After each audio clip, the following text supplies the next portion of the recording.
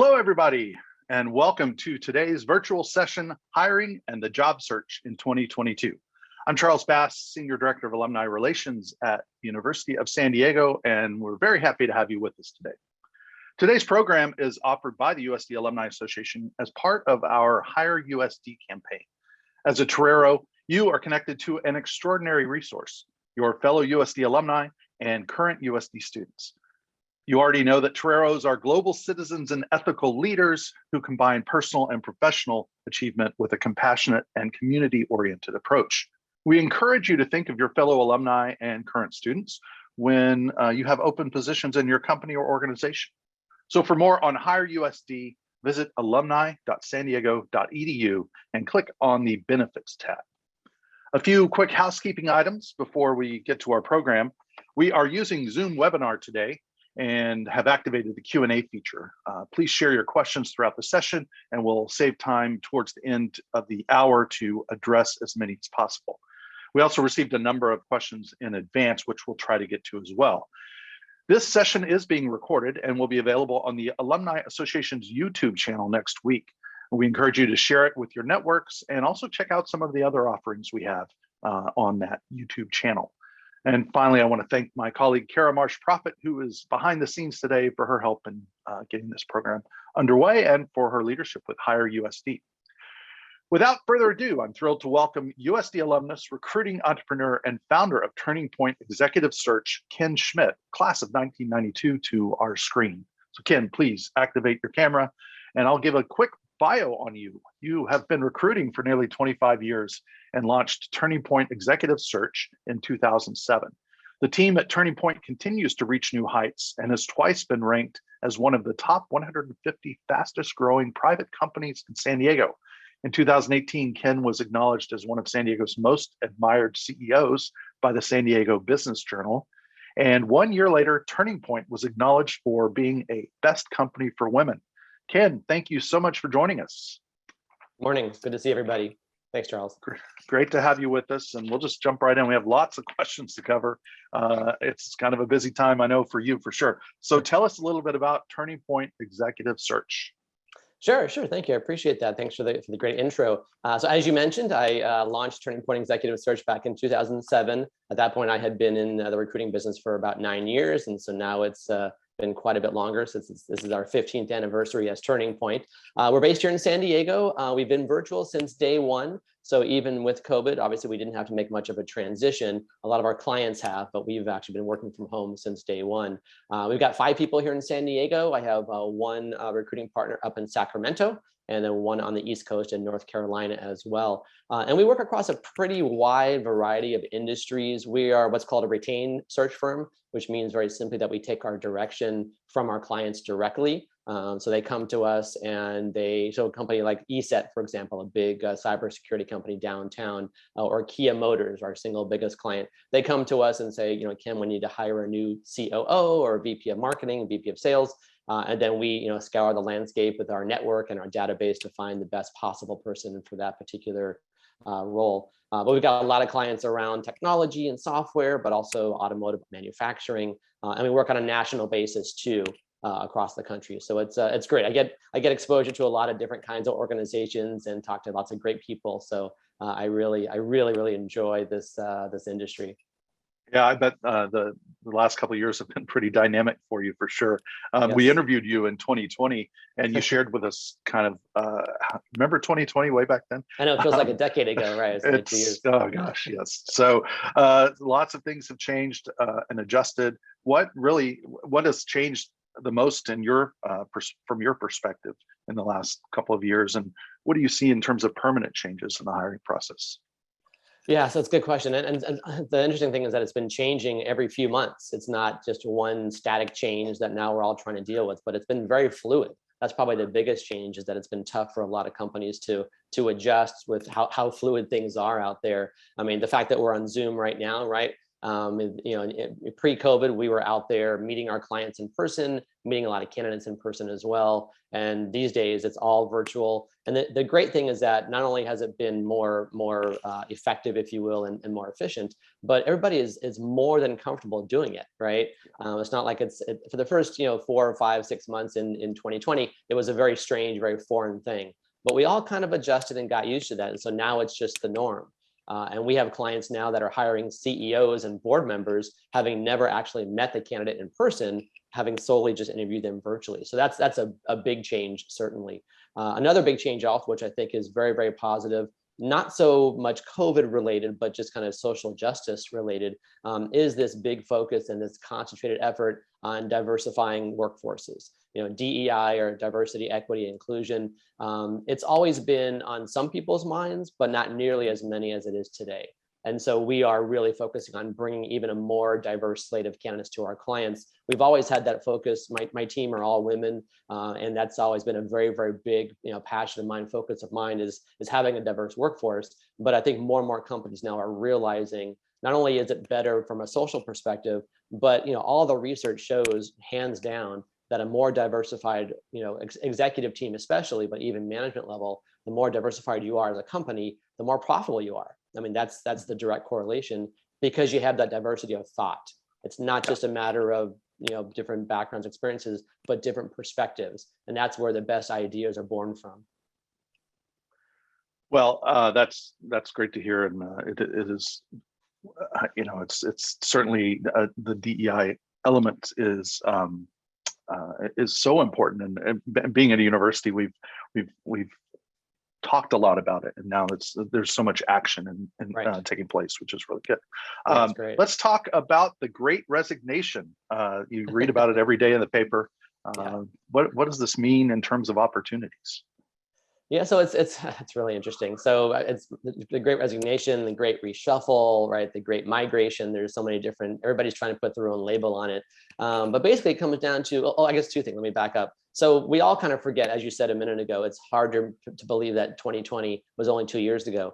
But if we all look back at the newspapers and the headlines and all the postings in 2019. This was already in place. This was already a trend that was accelerating, with companies having a harder time hiring. The numbers were on the rise even back then pre-COVID, with companies saying that it's their number 1 or number 2 challenge for that year was finding great talent. Compensation levels were on the rise. We were already starting to see a little bit of a heightened demand from the candidate side to be able to work from home. It wasn't nearly as prolific as it is today, of course, but it was still out there. So fast forward now, to 2022, and that's a really, really big deal for everybody out there for sure. And so we're really having to kind of deal with how that's operating, how we are operating with that, and just make the changes and adjust accordingly from that perspective too. So the trends are out there. The difference now, I think, is that people are more selective, right? Mm-hmm. Folks in 2019, they were open to making a job change, so there were a lot of folks changing jobs then, but they were a little more flexible, right? Nowadays, people want to change jobs and they're open to it, but they aren't going to do it if they're being required to go to an office 5 days a week. They aren't going to do it if they're required to travel, 50, 60, 70% of the time the way they were pre-COVID. So that's causing a lot of people to change jobs, and a lot of people to be more selective and more cautious before they decide to make that change also. So all those things are contributing. And then you've got some of the, I was an econ major at USD, so I love numbers and graphs and those kinds of things.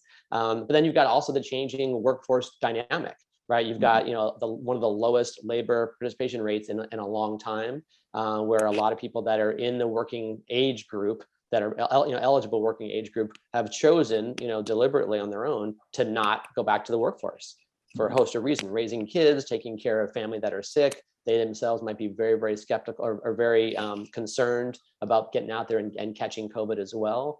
The number of retirements, is up as well. That age group, I just read something this week earlier talking about the age group from 65 to 74. It's at an all-time high in terms of the number of folks that have decided to retire in that age group, right? It's about the same for folks that are younger ages, but that older group, they decided, you know what?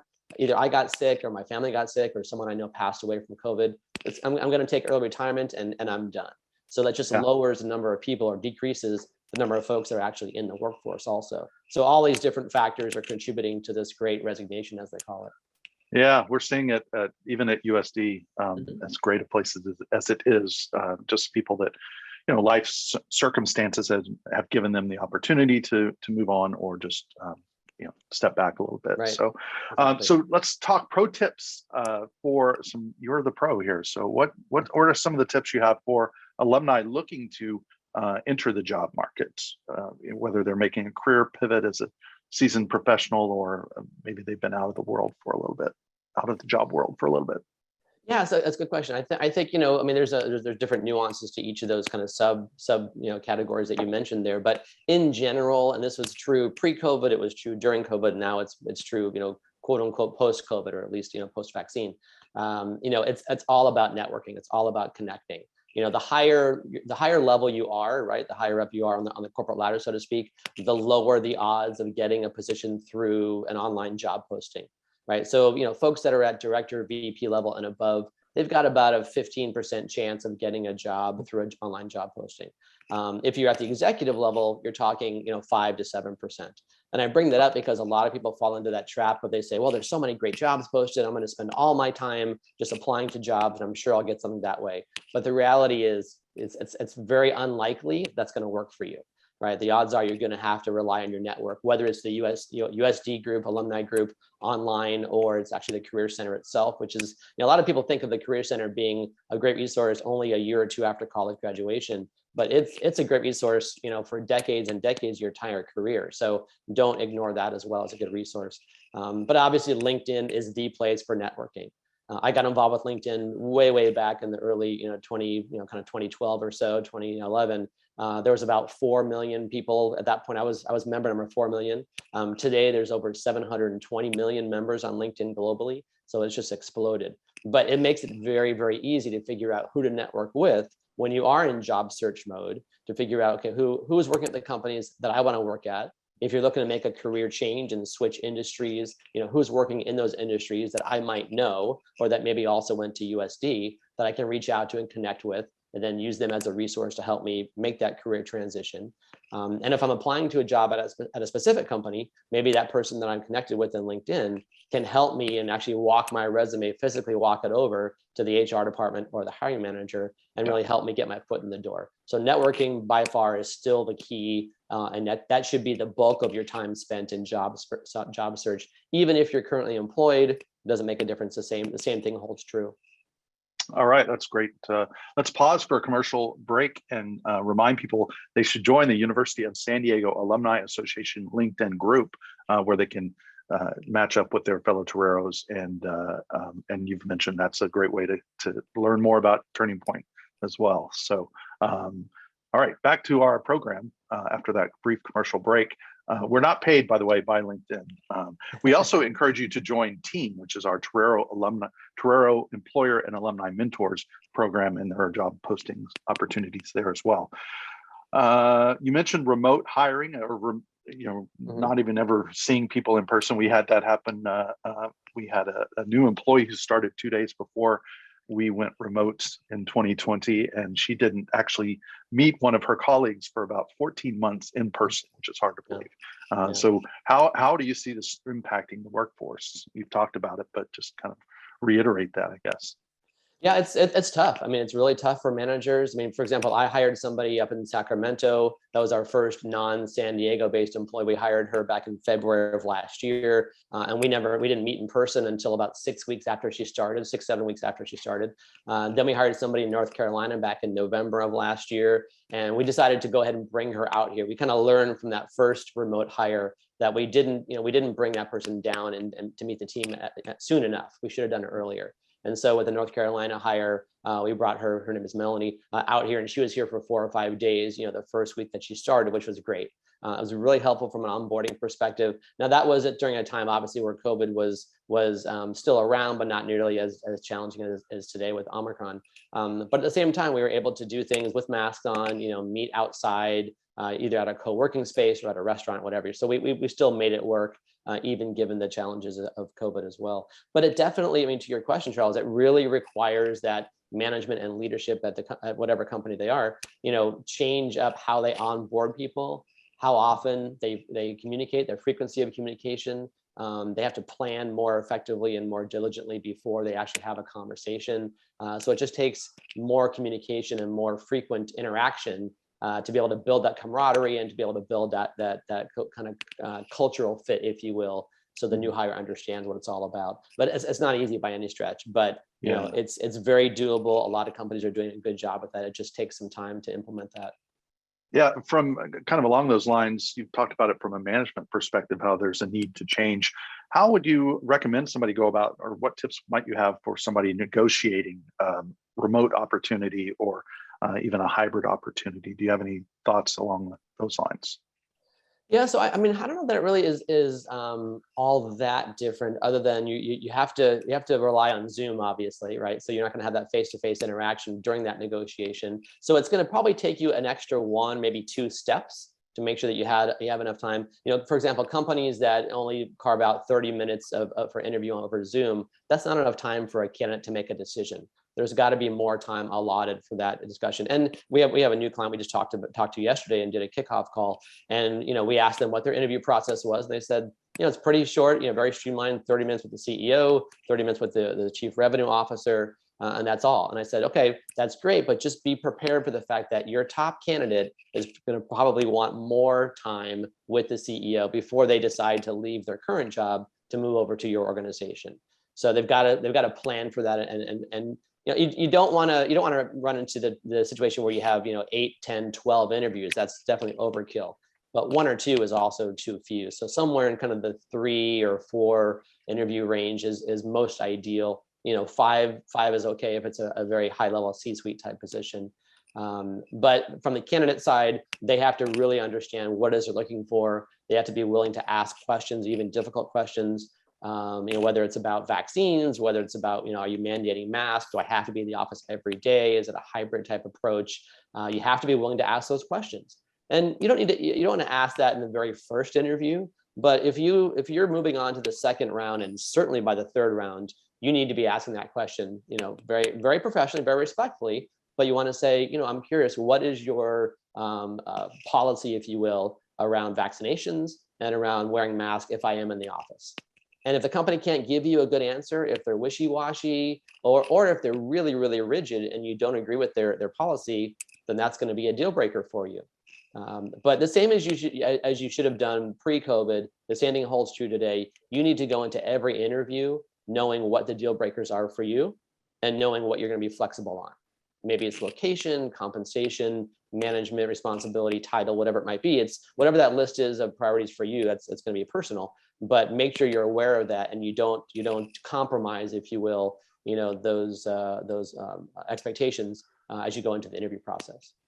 Yeah, do your research and don't assume things, right? You want to make sure and get all the information, which is how you should make any major life decision, as much as you can. Right. Yeah, where are the jobs? What are you seeing as job opportunities that are in high demand with low supply? Everywhere. Every industry, every location, every function, there are jobs everywhere. Obviously, hospitality, retail, you know, those frontline type companies, those have lost a lot of people, and it's been tough to get folks to come back. So those are you know, substantial, and you're seeing people, you know, getting, you know, sizable raises, if you will, and higher compensation or bonuses as well coming into those type positions. I don't think a lot of, probably my guess is that most folks on the call today are probably in more of kind of a white collar or you know, skilled type role. You know, maybe not everybody, but most folks. But in those areas, you know, cybersecurity, data analytics are very, very big. AI, machine learning, obviously, those are big industries. But even things like, you know, the corporate office of a retailer or the corporate office of a SaaS or software company or hardware company.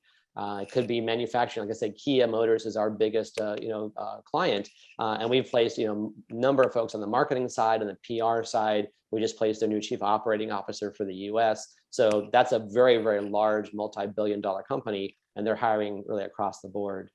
The good thing is that, you know, you can more easily these days look at jobs in other regions because there's a lot more jobs that are allowing for a remote workforce, which is great. And you can live someplace less expensive than Southern California. Most places are less expensive than Southern California, but you can still, you know, apply to a job anywhere you want to. if that company is open to a remote situation. Yeah. So on the functional side, our firm, we focus on placing sales, marketing, operations, and supply chain people, and then executive leadership, so president, COO, CEO type roles. So in those areas, sales and marketing are in very high demand. Marketing in particular, because everything has changed. So many companies used to rely solely on trade shows to get their leads. But obviously trade shows have been gone for the most part for the last 2 years, and they probably won't come back the same as they were, pre-COVID. And so a lot of companies are having to rethink and retool, if you will, their lead generation programs. So marketing is in very high demand. Let's talk a little bit. We mentioned, I guess you and I talked about this earlier, but this new salary paradigm where, there are all kinds of factors that make somebody want to move to a new position. Negotiating seems to have a whole new spin on it. So how do you suggest alums, our viewers here, approach negotiating? So I guess it's, it depends on if you're talking about, there's two different, scenarios. One is you are currently working, right? And you realize, hey, I'm underpaid, and or you're getting an offer from someplace else that's substantially higher. So for example, we just published our 2022 compensation guide, and it's focused around, as I mentioned before, sales, marketing, operations, and C-suite. I'm happy to make anybody get access for everybody on the call today. But we heard from a close contact of ours who's a marketing director here in Southern California, and she was very thankful that we put the guide out because she was able to negotiate an increase, a substantial increase of over 40% in her salary.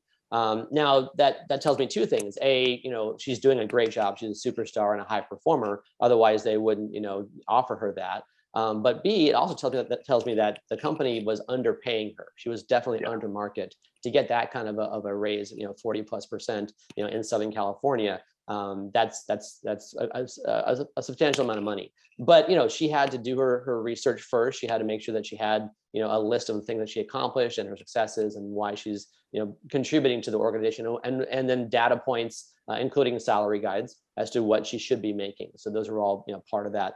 I think a lot of it has to do with communication, and I think a lot of companies lose good people because they are not willing to, or they're not being proactive about having a compensation conversation with their current staff. So you as the employee, don't be afraid to initiate that dialogue, that conversation.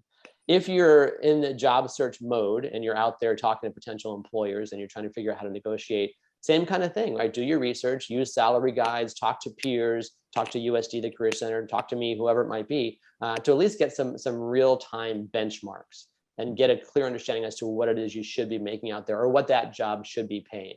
And companies realize these days that they're going to have to pay higher than what they paid 2 years ago. And in many cases, it's a situation where they're having to pay someone new coming into the company. They're paying that person more than their existing staff who are doing the same job. And so just be sensitive to that. But that will probably be part of the conversation also. Don't be surprised. It's all about research and preparation. Yeah, no, that's really good advice. And I think hopefully people know that, but it's always good to be reminded of that. A reminder, by the way, please use the Q&A function if you'd like to ask some questions. We've got a couple more here to go. And one question we talked about a little bit: how can alumni work with you? Oh yeah, great question. So I appreciate you asking. So you can go to our website, which I think Kara already put up on the in the chat there. So we, as a retained firm, a very specialized firm, as I mentioned earlier, we take our direction from our clients. So they are the ones that tell us, what kind of talent, to go out and find. So because of that, we're able to post all of our open positions on our website. So that's one very easy way. Secondly, as I mentioned, as you said, we're not getting paid by LinkedIn, but it's hard to go more than 5 minutes without me mentioning LinkedIn. So you can connect with me there and be able to really, engage. We can have a conversation there. You're welcome to email me also. It might take me a little more time to get back to you, obviously. But please engage that way. And what we do is, once we talk to somebody, we get a copy of their resume, we get a good feel for what it is they're looking for as far as their job search, their ideal position, compensation, location, title, all those things. Then it goes into our database. It gets shared with my entire team. All 7 of us have access to that. And then when we are launching a new search that matches that person's background, then they will come up on our radar screen and we'll give them a call and talk about that specific position. So that's the best way to engage and kind of stay on our radar screen. Excellent. TurningPointExecSearch.com. So Yes. Very good. A question from one of our viewers. What retention strategies do you suggest for businesses trying to mitigate the Great Resignation? We've talked a little about it, but just specifically, what would you suggest? Yeah, so it's funny. A lot of companies try to build a moat around their employees. They limit them. They don't allow them to be on social media or LinkedIn. They disallow a lot of things out there, and there's no way to do that. It's just impossible these days. But honestly, it comes down to something that's really simple. It sounds very cliche, but it's really simple. It's just communication, right? So we have what we call what we recommend to our clients, that they have what we call career conversations. Right. And it's not going to be easy every time, because you're going to have some people that are going to be expecting the world and maybe being unrealistic, and you may lose that person. Right. But you're going to save a lot more people than you're going to lose. And what that entails is simply sitting down, setting up a comment. It's not a review. It's not a let's talk about your successes. It's let's talk about what you want to do longer term. Where do you see yourself in the organization? Where do you see yourself going longer term? Do you want to be in a C-suite role? Do you like managing people? Do you not? Let's talk about that, and let's then kind of juxtapose that against, what's likely to come up as an opportunity for you in this organization. How can we beef up your skills? How can we, get you cross-trained? Those kinds of things. That's the kind of dialogue and the transparency that employees are looking for. And it's a rarity, but it really is a relatively easy way to differentiate. And you'll be surprised by how many employees, first of all, are appreciative of that. And secondly, how many employees will say, you know what, this company really cares about me. They know what I want to do. They're asking me questions. They're acknowledging the work that I'm doing, and they care about my long-term goals. So that's one of the easiest, inexpensive ways to do it. It just costs you your time, but it's really valuable. It's a great way to do it as well. And then I would say, do an in-depth analysis of compensation levels. Very few companies do that on a regular basis until they have to, but things have changed so much in the last, 24, 36 months that, as I mentioned before, it's very fluid. You might be surprised by how your current comp levels are now 15, 20% below market when they were at market back in 2018. So you need that real-time live data to really benchmark things to understand what the new marketplace is like. Yeah, and the other, hopefully you're at a company that is willing to let have employees advocate for themselves, and you're the person that needs to be out there trying to sell your promotion in advance. Exactly. Yeah. And as an employee, you need to be prepared for that conversation, and your employer needs to give you time. Don't say, hey, let's meet at 12 o'clock today. I want to talk to you about your career, right? That's not going to work. But let's set something up for next week, the week after, and give them a framework. Make it very clear to the employees that this is not a review. This is not about your performance. This is about what you want to do long term. And as you might expect, you want to start with your A players, the ones that would be most difficult to replace if they decided to leave on their own. So start with those folks for sure. I'm going to bounce back and forth here. We've got a number of questions from our registrants. So advice for how to position yourself when you have 20 years of experience. And this sort of answers the question from another person about senior roles. Most companies seem to be looking for fewer years of experience, or they don't want to hire you because you're overqualified, and pay tends to be commensurate with that. What advice would you have there? Yeah, that's a great question, and it's funny. You see it on both ends of the spectrum. I see quote unquote entry level job positions, and they're actually posted as an entry level position, and in the job description it says you need to have 3 to 4 years of experience. Okay, that is not an entry level job position, right? Entry level is meaning you're coming right out of college, or you've got maybe 1 year if you're lucky, right? And then I see very senior level roles where it says 5 years plus.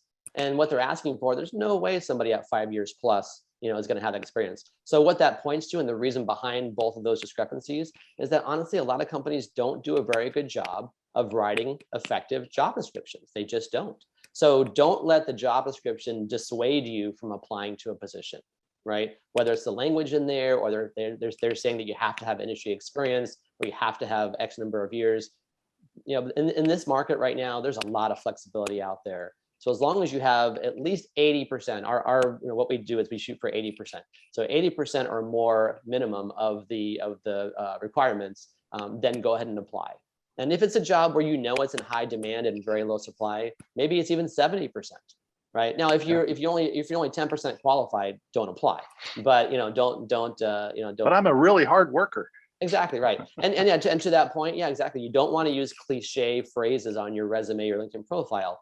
Strong work ethic, great communicator. I love people. Nobody says, you know what, I really suck at communicating, or I have a terrible work ethic, please hire me. Those are all cliche things. So you want to be very specific about your skill set and experience. But I think there are a lot of companies out there also, to the question about the senior folks out there. There are a lot of folks that realize that they need that wisdom, if you will. In the recruiting world, we call those people seasoned, right?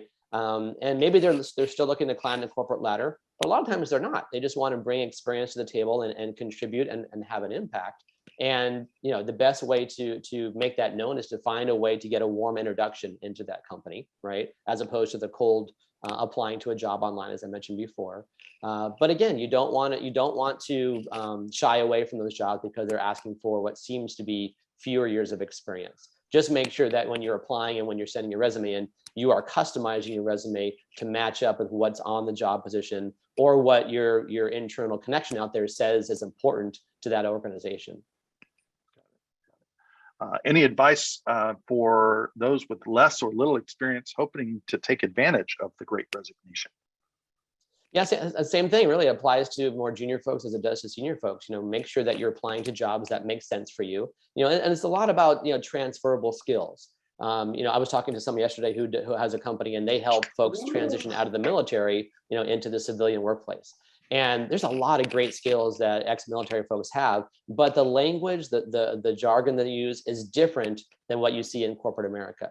And unfortunately, a lot of companies don't do a very good job of looking at the overall, skill set, if you will, transferable skills. They only look for specific, words, right? Kind of wording in a resume. So make sure that when you're applying to a position, whether you're junior or senior, that you are expressing your transferable skills, right? I only have 3 years of experience, but here's what I did. I paid my way through college. I've been working a couple of jobs. I do this as a corporate marketing associate, but I also, drive Uber, or I also do DoorDash, right? Things that are gonna speak to your work ethic, that you are driven, that you're motivated, that you're a hardworking employee, definitely. But then talk about the fact that maybe you took a online class, through Coursera or someplace else, to either to get certified or just to learn about, what is Instagram all about? How can I use Instagram as a B2B marketing professional, right? Or I have my own business on Etsy, right? So don't think or don't forget that your experience running that business on Etsy is very transferable and also very relevant for a corporate environment, because you have that experience running a business, costs, you're paying attention to costs and expenses and revenue, marketing, branding, all those things. And that's very transferable to your corporate role also. So just be aware of that. And I would say you have a higher chance of getting a job through an online job posting if you are more junior in that 0 to 5 year range, certainly. But again, networking is still the single best way to get a job, even if you're more junior in your career.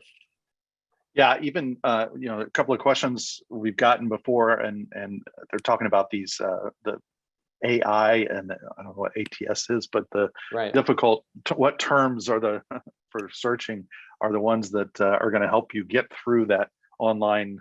But I think it goes back to what you said just now about those warm introductions. Exactly. Yeah, it's tough, whether it's AI, software, ATS is applicant tracking system. It's tough. The bigger companies tend to have those software packages. They rely on them for screening in and screening out, but it's mainly screening out resumes. And many times they lose a lot of good potential applicants because, again, they're looking for specific words and not, the overall skill set.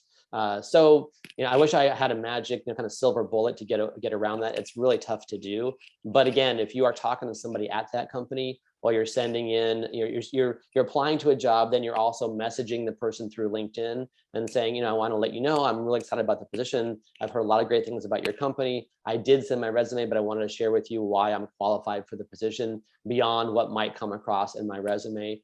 You're not going to always get a response, obviously, but at least you have another pathway, another channel that you can try to connect and kind of state your case. Yeah, and I would say also as a side note, when you're applying to positions, you're able to, and you should be customizing your resume. The one downside, if you will, to LinkedIn is that you can't customize your profile for every position. You don't have multiple LinkedIn profiles, at least I hope you don't. You have one. So what you want to do is you want to allow yourself to cast a wide net.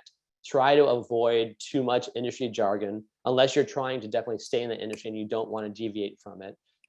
But you want to make sure that you have broad enough, universal enough terminology in your LinkedIn profile that it will apply to different industries, different size companies, different company structures as well. So make it as broad as you possibly can. And again, look at profiles of people that are in the jobs that you want. How does their profile look? And look at a handful of them to get some good data points. And then you can craft your LinkedIn profile around that framework. Yeah, my advice too would be take the time to really proof what you're doing, because if you get 20 or 50 or 100 resumes to look at and one's riddled with typos and things, that's an easy way to move on. Yeah. And don't say you really want to be an Aztec when you apply for a job in the USD alumni office, which somebody did once. Anyway, they might kind of chuckle at that and not be very happy about it. Right, that has happened, by the way.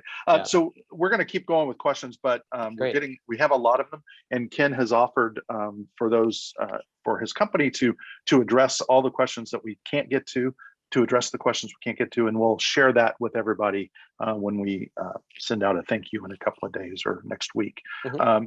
Here's a question about that I've heard from a lot of different people, including an alum who I was just talking with last week, navigating a long resume gap for stay-at-home moms. Mm-hmm.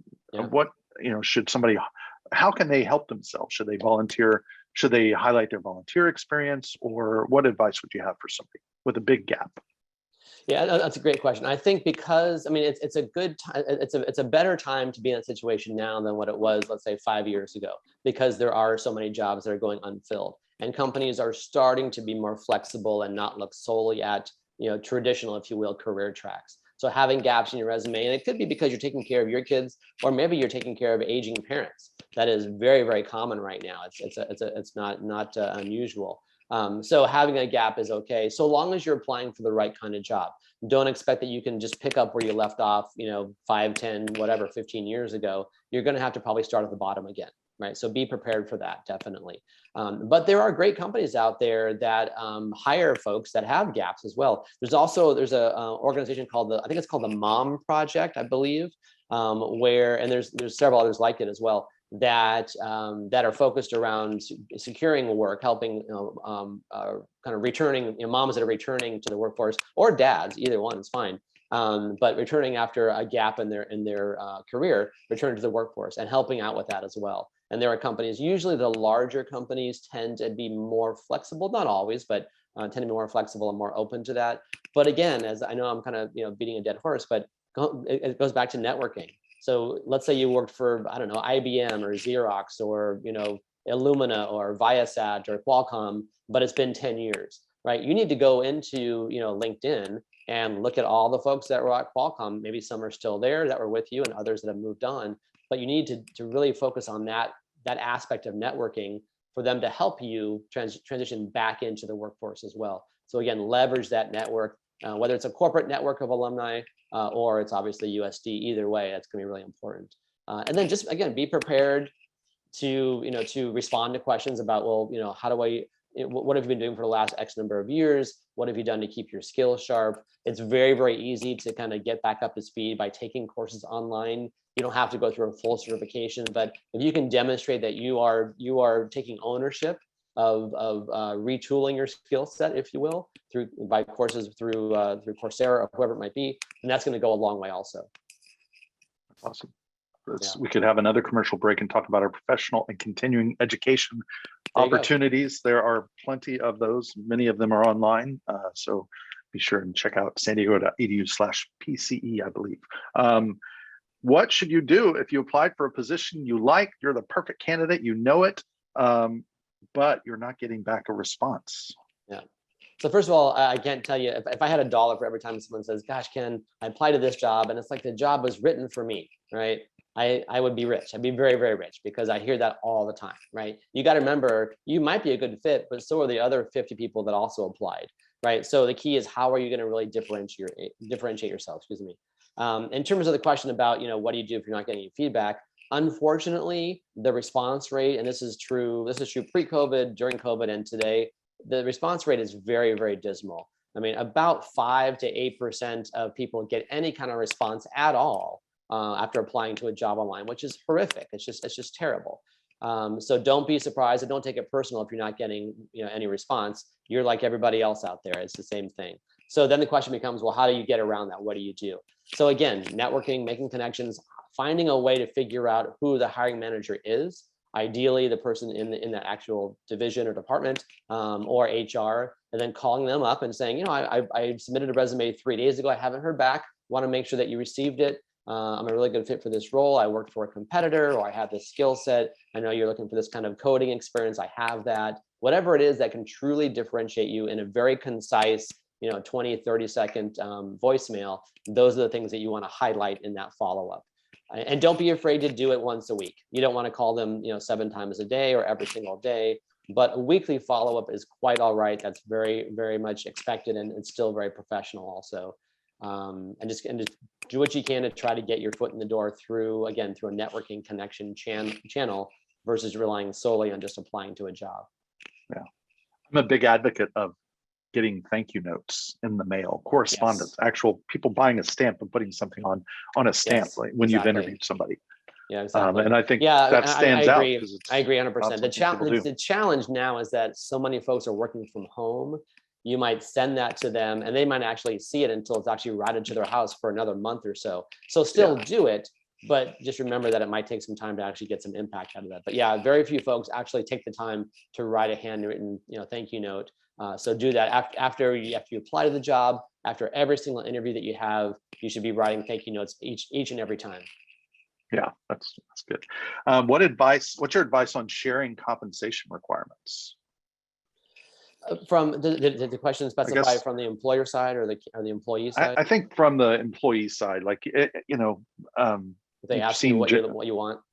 Right. You don't want to lowball, but you don't want to ace yourself out by saying I need $200,000 a year for a $50,000 a year job. Well, so I'm first going to answer it in a legal sense. So depending upon which state you're in, there's about 15, 16 states right now that have passed laws. California is one of them, where employers are no longer able, legally, they are not allowed to ask you what you are currently making, right? So now they may not know that, hopefully they do, but legally they're not supposed to. And what they legally are bound to is that they are supposed to give you a range. You can ask, well, what is this compensation level for this position? They are legally now required in those states to give you a range. Okay. So, and again, back to what I said earlier, doing your research, you should know what you should be getting paid based on the state that you're in, the industry, the job itself, all the level of experience, all those things. You should have a range. And so when they ask you, what are you looking for? Give them a range. You can say, depending upon the situation, depending upon if there's a bonus, if there's equity, my range is I'm targeting a salary from 110 to 130,000, right? So it's quite all right to give them a range. Okay. Yeah, and employers, same thing goes for you guys as well, right? You should be able to give a range, and you need to, again, especially in those 16 states that I mentioned, you need to have a range attached to the position. And the reason for that is that the goal is to try to reduce, if you will, the salary gap, the pay gap between men and women, because typically women are getting paid less depending upon what state you're in the job, right? Anywhere from 5% in some cases, 15, 16%. It's substantial. And so the goal is to minimize that by not basing salary for a new job off of what the person made previously. Because if a woman is here and the man's up here towards compensation, and the question from the employer is, what were you making before? The new offer is going to be the same thing, and all they're going to do is continue to work to move in lockstep.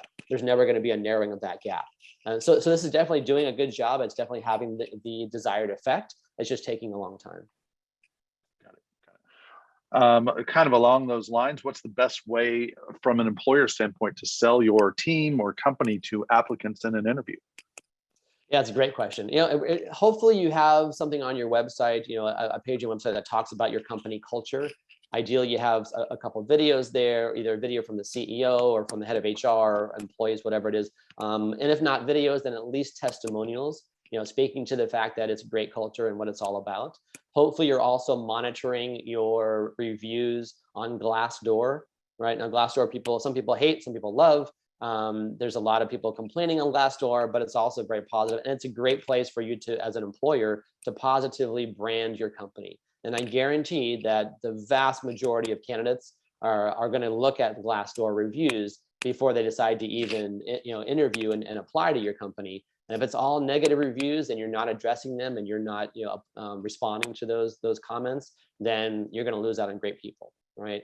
Once you start the interview process, and now it's a matter of meeting people, make sure that the potential employee, the potential hire, has a chance to meet more than just one or two people. Give them a chance to meet a few, especially if it's a highly sought after position, or I'm sorry, hard to fill position and highly sought after skill set in the candidate. You got to do what you can and kind of roll out the red carpet. That's really important. But talk about culture, talk about the experience, talk about career mobility and upward mobility in the organization, talk about the mission of the company, talk about milestones, whatever you can to really kind of set your company apart. Those are the things that people want to hear. And I would say as on the employee side, you should be looking again on LinkedIn at the average tenure of employees in the department that you're trying to get hired within. If you're seeing a constant churn, people are there for 6 months, 9 months, a year, that should be a red flag for you as an employee.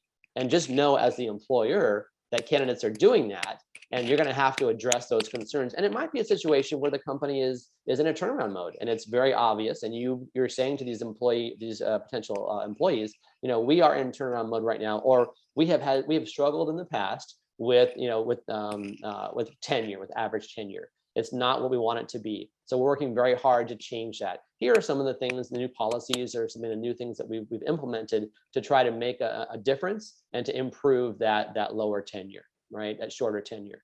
So don't be afraid. Again, back to my comment earlier on about communicating, and being transparent. That's quite all right. And that's what employees want to see. They want to know that they're going to be hired by a company that's going to appreciate them, but it's also going to communicate with them if they do take the job. Awesome. This is a good time to remind you that you do have, as alumni, you have lifetime career coaching services through the USC Career Development Center. So be sure and go to sandiego.edu/careers, and Kara is putting that in the chat right now. And also join team, and again, join our University of San Diego Alumni Association LinkedIn group. You have to spell it all the way out. There's a couple on there. Time for just one or two more questions, Ken. We really, again, appreciate all that you're doing. How does somebody with zero experience how can they surpass an experienced applicant trying to get the same job? What strategy would you recommend? That's going to be really difficult. If you literally have zero experience in a position and you're trying to get hired for that role, you're going to be up against people that have, at least have some experience, whether it's 1 year, 5 years, 10 years, whatever. That's going to be really difficult, especially if it's a more senior type position. It's hard to say. I mean, if you have some other skill, let's say you haven't worked in a corporate environment, you're just coming out of school, but again, you've built your own business, you've been hired as a coder, as a software engineer on the side from different organizations. It hasn't been a corporate role, but you've had some experience. That's one way to potentially do it. But if you literally have zero experience in the role, honestly, don't expect to get that job. It'll be very, very difficult to do so. And so you should be applying for jobs that are more appropriate if you have zero experience, that are going to be more likely for you to actually get your foot in the door and be considered. You got to remember also, as an aside, on average, an HR person or hiring manager will look at your resume for no more than 5 seconds. That's the first go around. They're going to look at it. Okay, yes or no, quick, really quick read, really quick, check the boxes. If I don't see it right away, I toss it aside. That's what HR does. And that's because they have so many recs on their plate at one time, so many open jobs. They don't have time to spend 5-10 minutes with every resume. If they have 1,000 openings and they're getting 100 resumes per opening, you do the math. That's an awful lot of time just looking. So they have 3 to 5 seconds for a really quick review. So make sure that your resume that it's obvious on your resume that you are qualified. If you're applying for a chief marketing officer job, you should have your name and a headline on the very top of your resume that says marketing leader. If you are applying to a position that's in cybersecurity, your headline in the very top of your resume should say, cybersecurity expert, right? Make it easy for the hiring manager and or HR to keep your resume in the A pile, as we call it, the pile that's going to actually be considered, versus being tossed off to the B pile. Yeah, that's really good advice. Time for two more questions, I think. So Sure. one guest here offered that she has worked at the same company for 22, or she or he has worked for 22 years, and they don't have other professional references from in our company. The company does not allow associates to write them. What suggestions would you have?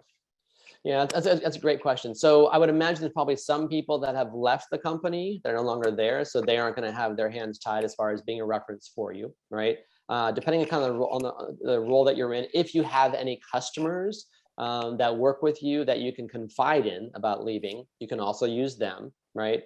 And then, it's funny. A lot of companies have that policy. Technically, they have that policy. They don't allow associates or what have you to be references, but you'd be surprised. We do references all the time for individuals, companies that say they don't allow it, but we still do it anyway. And not every time, but I'd say probably 7 times out of 10, that associate, that person at that company still gives us at least some information. So just make sure that you're using people that you can truly confide in, that might be more willing to have a broader conversation about it. Got it. Yeah. What would you say, what are companies doing about the high stress and the fast-paced environment that we're all kind of dealing with? What would you, that's a question about that's severely damaging human health, but do you see companies that are starting to address that and more? I think you've answered a little bit, but you want to I think working from home certainly has helped. I think companies are realizing that people are not only more more productive, from a productivity perspective, but also that they're more engaged and they're happier, right? So I think that's been a big plus for sure. I think companies are realizing that people need vacation time. They need the ability to take time off there, and they're not tracking. So like my company, for example, we don't track vacation. I trust my staff. I trust my employees to take vacation when they need it, and so that everybody's not out at the same time. But I don't need to track that because I trust them and I want them to get out there and get a break. We also, and I know other companies that do the same thing, I have what's called me time. So I reimburse all my employees up to $100 per month for them to go out and just do something for themselves, not for the kids. It's not a grocery shopping, kind of a thing. It's, go to the spa, it's go to the beach, go surfing for an hour and grab lunch from your favorite place, by the beach. It's, go shopping. It's, whatever it might be for you that you're go golfing, whatever it might be that's important for you, take that time away. I want you to do it. I want you to have that me time, and send me the receipt and I will reimburse you for it. So more companies are doing, I wish a lot more would do it, but I am seeing that more common these days also. Yeah, I think you're and I think from innovative. a perspective of, I'm sorry to interrupt you, Charles, but just from mental health specifically, a lot of companies are, because of COVID, and there's been so much challenge out there with mental health, that it's not going away, but I think it's shown a much brighter spotlight on that issue. And so more companies are actually trying to provide better benefits and more mental health services to their employees compared to what they did years ago. That's awesome. And I think you're going to be getting some resumes just to work for you. That's great. Yeah, no worries. Surfing, courtesy of Ken. Last question here on from the Q&A is someone's having a hard time finding business development positions in banking, specifically with 20 years of experience. Any advice as to how to keep that person from going backwards in their career?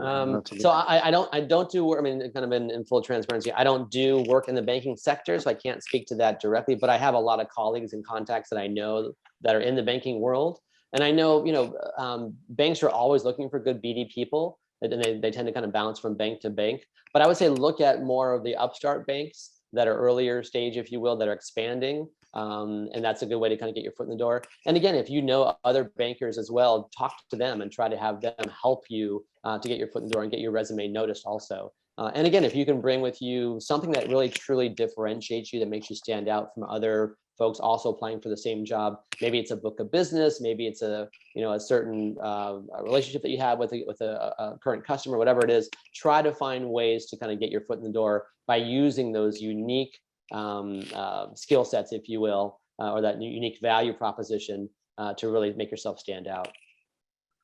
Well, that is fantastic. And that's all the time we have for today. But I encourage you to learn more about Ken by going to turningpointexecsearch.com. And also you can meet up with them on LinkedIn. Please join the University of San Diego Alumni Association LinkedIn group, and also join us on Team, going to mentoring.sandiego.edu.